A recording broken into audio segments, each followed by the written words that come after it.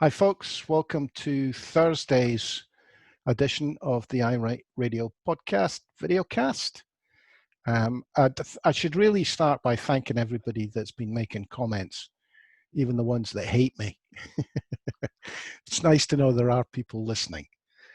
So it's much appreciated, guys. Might be your appearance, Norrie. You've got to say thank you to the people that are looking at you. Well, it might be. Aye. Hopefully they're listening as well, not just throwing things at the screen. We'll have a quick word about the presser today. The white paper that was introduced into Holyrood that really outlines the power grab and not Holyrood, Westminster, and we'll have a chat about the Intelligence Committee fiasco. Well, let's open up with a presser. We had a new face today. Stuart, you take good notes on the press conference usually. Yes, we had a new face, Nicola Steedman. Yes, Nicola Steedman, doctor, Deputy Chief Medical Officer. So she showed up. Well, I think first of all, she gave a pretty good performance, and then Nicola seemed. She stalled a wee bit once or twice halfway through, but you could see Nicola was willing her on. So for some reason or other, Nicola likes her. She's also called Nicola. We also had some interesting data at the start. There was one death reported due to COVID. That makes it one death in 8 days. Also quite important, we had the prevalence, which apparently is the word to describe the R figure that most of us are familiar with. That is still below 1. Now that's quite interesting because in Ireland, that is now 1.2 to 1.8 and they're over there. So we'll almost... Southern Ireland. Aye. The Republic, although so they have a very porous border, so it's going to be similar in the north. So I'm sure we'll be talking about that again. The other thing that we discovered straight away was that they calculated there are only 700 people in Scotland who have the virus. So that's a comfort. And what, 4.3 people have antibodies. 4.3%. That if you want to talk about something like herd immunity, that would be the figure you'd use. But I would be guarded straight away by saying they do not know how long your immunity will last. It might be 3 weeks, 3 months, or 3 years. They don't know. And nobody's asked that about the good news about this vaccine today. How long will the vaccine last? Well, I think that's one of the things we're waiting to find out. So I think a lot of today was about education. Yeah. And a lot of the answers were simply because they'd published what their scientific advice was. That generated a lot of questions that they weren't prepared to answer because they haven't yet formulated the guidance. So I would say at least 50% of the questions were not getting answered purely and simply because they chose to put the scientific advice out there before they'd formulated guidance. I thought that was a good move. It is an interesting way to do it because it allows discussion. And it's quite important at this point, I think, and Nicola Sturgeon made the point herself, that safety is important, but if you like, people being confident in the safety is just as important, especially parents when it comes to schools. Well, absolutely. But there's also one other thing. We've got to look at the calendar. So Wednesday, they unlocked the bars. Today, they announced in Ireland they're not going to open the bars on Monday after all. So the First Minister has been saying in the last few days how nervous she is about unlocking the bars, etc. Now, you've got to think, now, how many weeks is it before they go back to school full time? So it's almost 4 weeks. So this is a key period to think about it from the nature of the calendar. That's all I'm saying. Yep, and I agree. And I think they've been very sensible about continually emphasizing the fact that it's dependent on the prevalence of the coronavirus in the population. So I think they've played it well. And again, very noticeable. She had one question that was really political, and Oh, aye. she did have a wee bite of the cherry there, but emphasized the fact that this press conference is about coronavirus, not politics. So I do think they've played it really well. And again, an information-based press conference, nothing about Scotland doing better than this one or that one, really concentrating on what she wants for Scotland. Did you guys watch Peston last night? Because Nicola was on that. I can't stand Peston. All right. That's it. Right. Now, she did a usual excellent performance, but, and this, I'm going to have to bring this in because of what you just said, Norrie. Immediately after the Nicola interview, he had on Peter Kyle, who's a Labour, a high-profile Labour MP. He's a liar. Never mind a Labour MP. He's a what? No, he's a liar. He's an absolute liar. He told an absolute crock of shit last night. Well, exactly. You tell him what he said to Jimmy. He basically said that, Scotland have actually done worse than England. And Ken, what if she'd listened to Ian Murray, who was shouting about all this weeks ago, they would have done far better and far less people would have died in care homes. Is this she should have locked down before the UK government? No, it's about the care, absolute homes. Absolute hindsighter for a Labour MP who knows probably about as much about Scotland as I know about the manufacture of Melton Mowbray pork pies. Absolutely sod all. So he actually quoted Ian Murray, didn't he, Jimmy? Well, come on, mate. That's what Labour politicians do. If you're quoting for Ian Murray, who's not really a Labour politician whatsoever, he's kind of a Tory dressed up in a red rosette. If your only knowledge of Scotland is that which is given to you by Ian Murray, you know less than the sum of sod all. I can't stand Peston. I can't. I'm going to come back to what you said, Norrie. The point is, I'm suggesting that maybe the First Minister needs to have a wee bit of a go back tomorrow on her presser. That's why they put that clown on after her interview, mate, because I think there's no danger she would have let that slide. No, you're right. I think that one of the problems that Labour has is they have to be careful about what they say because they're in charge in Wales. It would be great if they were in charge nowhere. They could just go in with both feet. But once individual Labour MPs start coming out and attacking Sturgeon, that opens it up for them to be attacked because of what their leadership's done, which is mainly follow Boris. Mm-hmm. I got to just throw it in because we're not going to cover it today, but look at the polls. The Welsh Parliament discussed independence for the first time ever this week, and we've had this poll showing that Labour and Tory supporters south of the border, half and half more or less, support possibility of independence for England. So we'll need to discuss this later, of course. Well, the whole thing in the Welsh Senate was kind of depressing. I read an awful lot of comments from Welsh people that, we'd recognise immediately. Isn't it embarrassing to see these so-called Welsh members of the Welsh Senate tell us that we are incapable, too stupid to run our own country? Yeah. They'll get the same as we got. All day yesterday. Let's move on to the white paper that was introduced today at Westminster. Jimmy did us all a favour and listened to what was the statement anyway. I just caught the bold Alok Sharma on there. Again, an English MP explaining to Scottish MPs how they don't understand Scotland or the Scottish people. His take on it, obviously being a Tory, is that business is far more important. So we got a few interesting wee perils here, such as they intend to legislate in UK law for the UK internal market. Interesting, because the legislation will have to be transposed into Scots law or it won't apply to Scotland. He also clearly pointed out that giving certainty to business is more important than respecting the devolution settlement and respecting the devolved administration. Business needs certainty, Yeah, well, they've obviously proven themselves well capable of that with Brexit. Exactly. And I do think that to me, as much as they dress it up as what they want, but clearly they're breaking the Scotland Act. Clearly they're breaking the Act of Devolution, because they're taking powers to them that are not mentioned in the Scotland Act.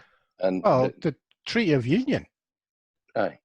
There's They're two breaking distinct legal they're breaking entities. all kinds of things, mate. As I say as well, they were talking about, he was going on about how important it is to Scotland that this, there are no barriers to trade. And he pointed out that 60% of Scotland's exports go to England. He then pointed out that 75% of Wales exports are consumed in the rest of the UK. So it's a nice use of language there, to semantics, you could say, to hide the fact that when our exports go to England, a hell of a lot of them go through England and are exported further on through English ports. I remember some years ago when this came up, it would be during the referendum. There is no way to identify what goes from Scotland to England to be exported elsewhere. For instance, anything exported to America goes down to Liverpool. What goes over the channel, obviously, by truck goes to Dover. But there is no way to identify it, apart from the fact it's an export from England. So there's a chunk of English exports that go down as English exports that are actually Scottish goods. Mm-hmm. So it not only deflates Scotland's export numbers, it inflates England's numbers. Yeah, and that's purely deliberate, mate. I've seen folk writing in the past where, they've been doing their doctoral thesis or whatever, and they've tried to drill down to get to economic export figures and revenue figures and stuff like that. And it's almost impossible because of the way that things, in fact, it is impossible by deliberate choice of Whitehall, by the mandarins there who do not want you to have that level of information. Do you know, the story is it started in about 1925, which was the last time they actually published figures, a breakdown of what were Scottish expenses and taxes. And from then on, the Treasury have never published a breakdown. It was getting far too embarrassing that the Irish had pointed out to them that they were raping Ireland's economy every year, and the Scots were kind of saying to them, hold it, we're getting worse. So Whitehall had to invent a new system and the peak as possible. What was the euphemism? The Empire Share or something it was called, wasn't it? Mm-hmm. Empire Expenses or something.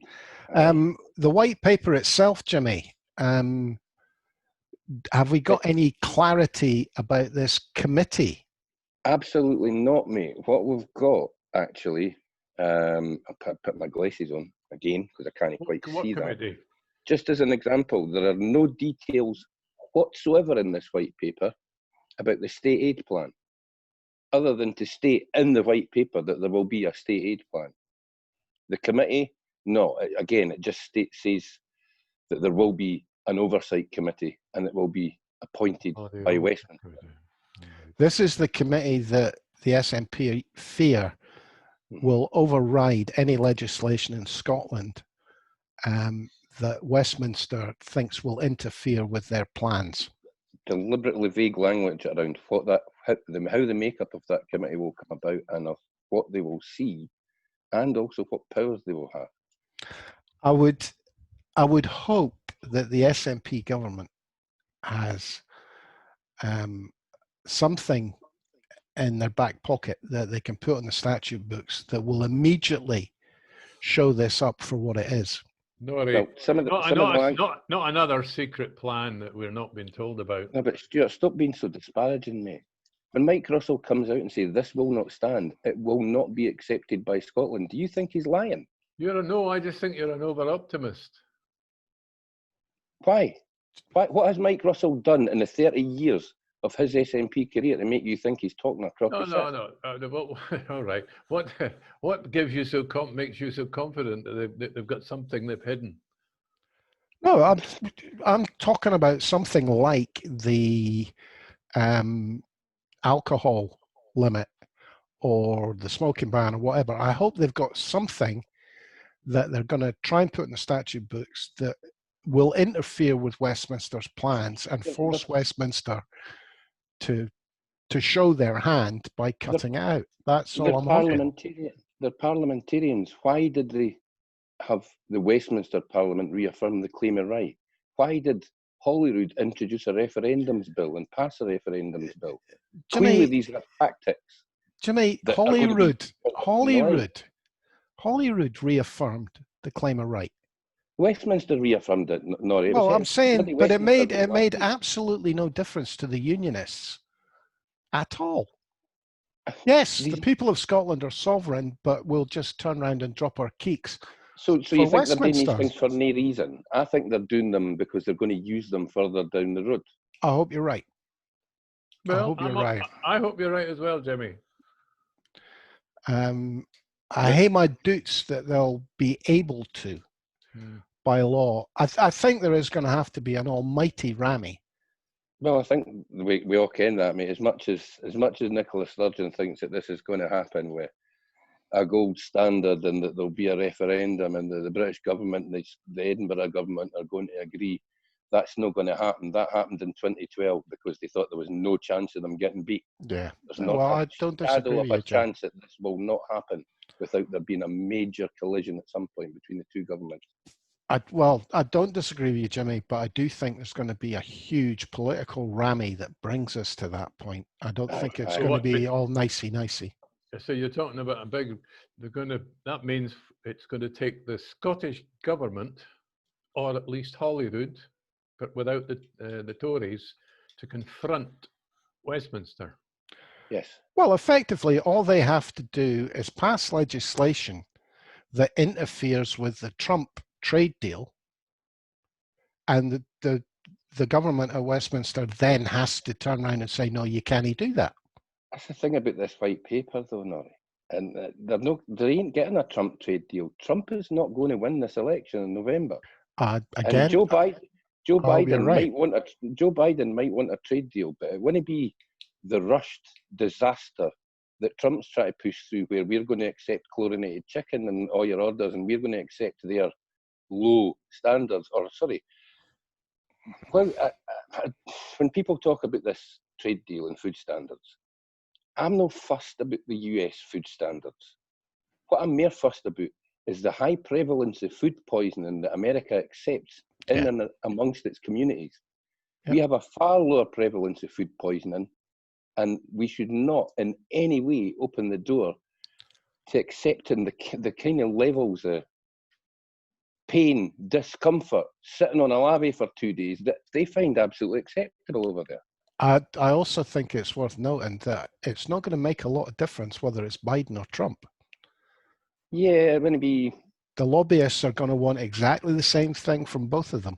They're some of the most powerful lobbyists in America. They've been doing it since apparently about 1870, 1880 as the food business. Yeah.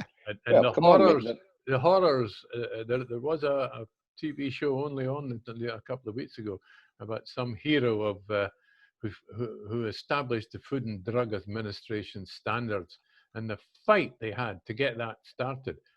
You have no idea the rubbish that they were eating in the United States of America during Victorian times. Well, look at the way that they're having a go at that Dr. Anthony Fauci right now, trying to rubbish his reputation because Donald's decided he doesn't like the guy. Although Trump just made a statement saying he worked very well with him and they were the best of pals. Aye. Well, at the same time, all his handlers and all his lobbyists are coming out and they're desperate to find anything in the guy's past that they can use to dismantle his reputation. I'd like to move on to the Intelligence Committee. Oh, a wee cheer for that one, eh? Come on. And apologise, in fact, because it actually shows, certainly Jimmy made a big point of there being ways to undermine what happens in Westminster by the SNP reps there. And this does show that there are ways to undermine the Tory government. It takes a Tory to jump ship to do it. Yeah. But failing Grayling, who was the placeman of Tory HQ, has been bumped by Julian Lewis. Apparently is well qualified for the job. He's probably a retired intelligence officer, almost certainly. He's served on a couple of security committees before, so He's been there a He long knows time, exactly. yeah. Aye, and he's been around the block a few times, so he knows exactly what he's doing. And I think it was just fair play to the opposition. They basically turned around to Boris and Dominic and said, "Do you know what? You don't trample over UK Parliament quite Well, as easily as you think you do." this is a committee that's supposed to be independent of government. And it throws up all sorts of things. They're going to publish the Russian report before the recess. That's before the end of next week. Before the end of next week.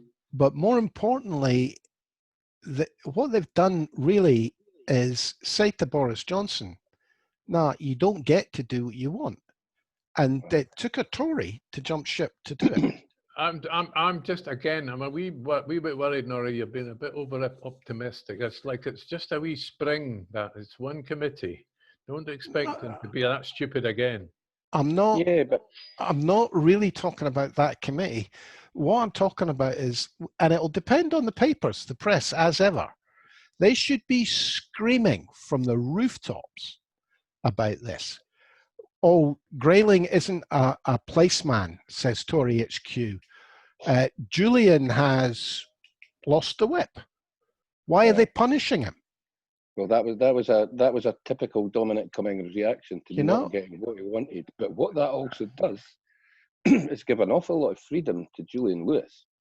Yeah. They picked 5 Tories, so they had the majority on that committee. Now they've not got the majority. They've got a chairman who's neutral, who's not a Tory. They've got 4 Tories, 3 Labour and 1 SNP. So they can be outvoted quite a lot, and they can't punish them twice. They can't remove the whip twice, you know what I mean?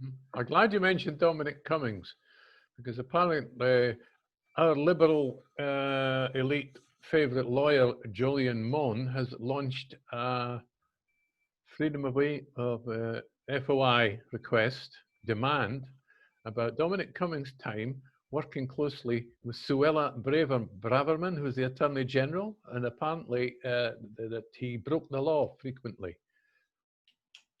Well, Suella Braverman wouldn't have because she's not a bloody lawyer, is she? Well, I've got a bit of bad news for you. It was reported, I think it was The Guardian reported, no, it wasn't. It was the Financial Times did a long piece on the mistakes that they wanted to highlight in the coronavirus strategy. And they are giving Dominic Cummings the credit for forcing the lockdown. Apparently, he was at a COBRA meeting where he turned around and said, "Wait a minute, we're looking at 65,000 deaths. Let's get locked down." So he's getting the credit for forcing the decision. Fair play, Nori, though. That's the second time they've run that story. They run that story about 3 or 4 weeks after he went to Barnard Castle to give him some kind of cover. Well, so they seem pretty certain about their sources. He's clearly came out at one point, because I remember Newsnight doing a piece on it and everybody being somewhat surprised, because at that point everyone was of the opinion that he was the one stomping upon the scientific reasoning on that committee. Yeah, I was going for the herd immunity story. Yeah, he was behind the backing of that. Look, come on. At the time that decision was made, either Boris was spending all his time on holiday, not reading reports, not going to meetings, or ill. So it was Dominic Cummings that was running the show. And I do think it's becoming more and more apparent. The piece I read in The Guardian today was about his performance at PMQs yesterday, and the writer essentially agreed with what we were saying, that he's just not on top of his brief. But it's more and more apparent that he sees himself as some sort of chairman and gets the board to do the work. Yeah, he's always said he's not a details man. Eh? Unfortunately, he's surrounded himself with the worst team that British cabinet rooms possibly ever see. The real problem is, Jimmy, they've got 4 years to learn the job. And the mess they make in that 4 years could be a lifetime putting right. That's the real problem. But I think really it cheers me up a bit that they lost that particular skirmish. It shows that there are still people around who are prepared to fight them. On their own benches, I should add. Well, there's a point. Well, there are still some genuine parliamentarians here that believe that Westminster is the mother of all parliaments and shouldn't be disrespected in the way that Cummings is coming in there. They shouldn't be politicising the civil service in the way that Dominic Cummings has decided he's going to do. I mean, whatever your views on the British civil service, they have been relatively efficient over the years at basically implementing the policies that government asked them to do. What Dominic's looking to do is implement policy immediately, which usually isn't a good thing. Policy needs to be worked out. If you implement something immediately, you're then ironing it out for the next 2 or 3 years rather than doing the ironing out as before you implement it. Look, Jimmy, it's the oldest political game in the book. You taught the Chinese, and the Chinese are the oldest long-lasting polity in the world, is to get rid of the officials, the bureaucrats. And even Mao picked it up. It was his last throw before losing power. Was Maoism was regarded as get rid of the officials, and strangely enough, it was the Tories with Maggie Thatcher that first picked it up in this country, and now we've got Dominic. It's the oldest trick in the book for politics. I think you've been a bit simplistic. I don't think Cummings' ambition is to destroy the civil service. I think he wants to change the whole landscape.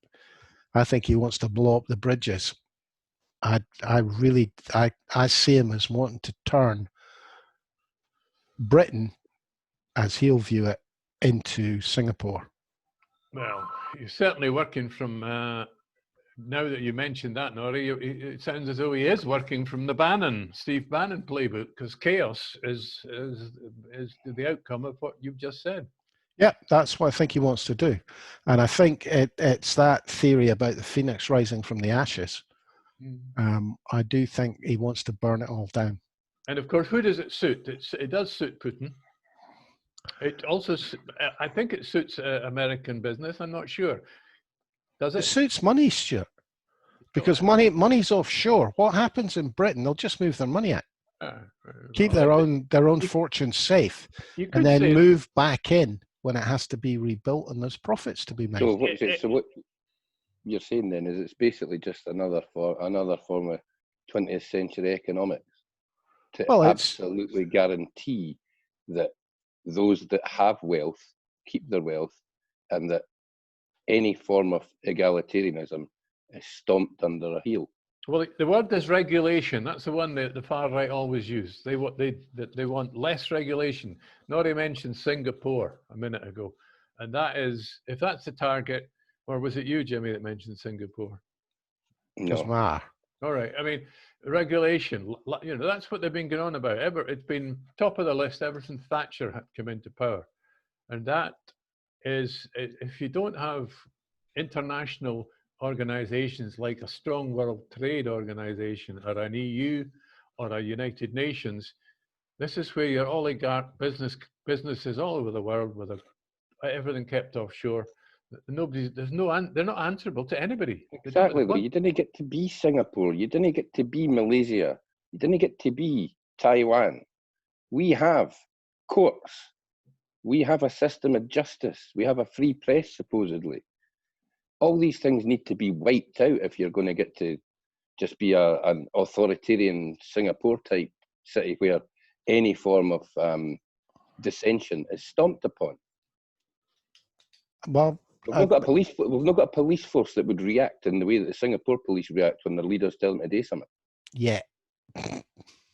I see Cummings basically looking for a war economy without the bombers.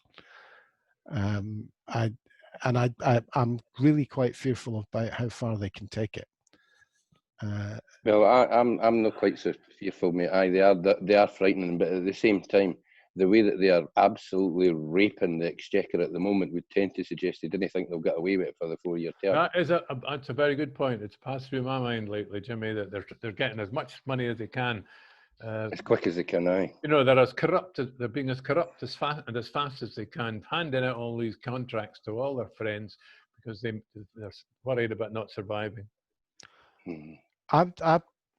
part of my thinking is based on Priti Patel, actually, because I find it interesting that the only people we're going to let into this country are well qualified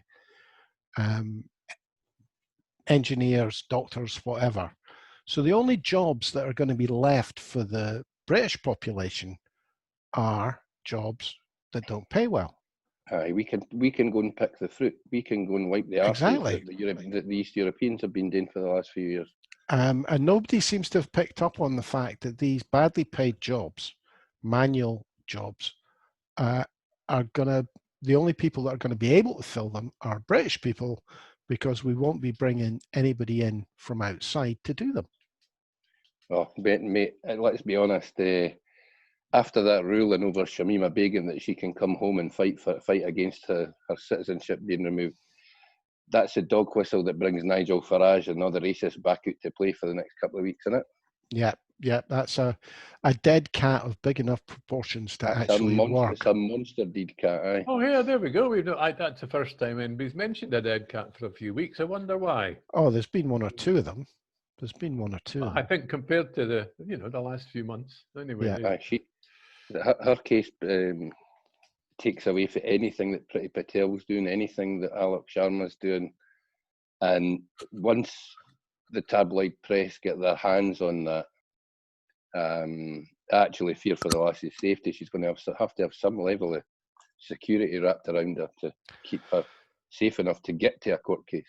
Yeah, that wouldn't surprise me either. Well, guys, we're going to try and keep it a bit shorter today because I believe some of our listeners have actually been collapsing with exhaustion. Well, not all of them, but there are one or two that say we should go for the whole hour, But I agree with you, Norrie. So unless somebody's got something cheerful to finish with. Not necessarily cheerful, but I did read this morning that we had another near miss in the North Channel between a ferry and a submarine. Ooh. And apparently, said submarine heading into Clyde Naval Base miscalculated the course and speed of the ferry. And it was because of a lookout on the ferry that they didn't have a coming together. The ferry changed course. You've got to wonder what that says about just how wonderful this Royal Navy submarine force of ours actually is. If the ferry was the one that took the avoiding action because the highly paid and highly trained sailors made a James Hunt of it. I watched little bits of a program on TV last night all about, I forget what the title was, but it was just a puff piece all about the new aircraft carrier that they've got coming, and how wonderful it is that apparently for an aircraft carrier that size, the Americans need a crew of 3,500, and the Royal Navy are getting by on 700 because they're that efficient. Yeah, and half the aircraft on it are American. I was going to say it's probably because they've got no planes on it, but the bits I saw was. It's going to make a wonderful target for the Chinese. Let's be honest when we send it over there, because they're not really going to hit an American carrier. That's kind of a big step to take, but they'd kind of hit ours. And even more to the point, you didn't need to hit it, mate. You've got to wonder how much Huawei hardware is in that thing. See if they could get close to it. Hit us with good one. All right, hit us with some kind of bug that makes the thing steam round in circles for about 24 hours.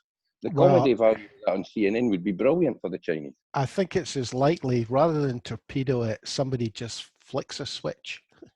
Aye, exactly. Yeah. Switches it off. And all the toilets and microwaves stop working. They've had it now, boys. Some wee admiral, rear admiral, phoning up London. Have you switched it off and on again? Do a reboot, please. Reboot the whole ship. British Navy brought to its knees, nay hot Pop-Tarts. And on that cheery note, let's foxtrot Oscar. Okay, guys. Thank you, Jimmy Hutton, Stuart Lockhead. I'm Norrie Stewart, and we'll catch you all tomorrow, which is Hat Friday, and we expect all listeners and viewers to be wearing hats. Oh no, I might object. I need a day off for this hat business. Look at my hair; it's getting proof. That's why you've got to wear a hat. because we're having to look at your hair. No, I need a haircut. Right. Cheers, folks. We'll catch you tomorrow.